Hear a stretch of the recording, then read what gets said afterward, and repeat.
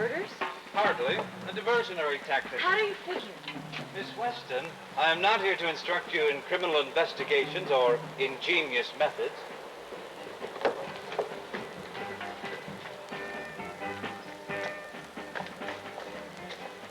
Well, where to then? How about your apartment? Why, Abraham, you're flattering me. Yes. I was thinking of putting you to bed. And giving you an adequate dose of sleeping pills to get rid of you for a few days. Tell me, Mr. Gentry, do you try to be a jerk or does it just come... Come naturally. Get in and fasten your seatbelt. Where to? Top Salons. The place where our friend worked who had her face lifted.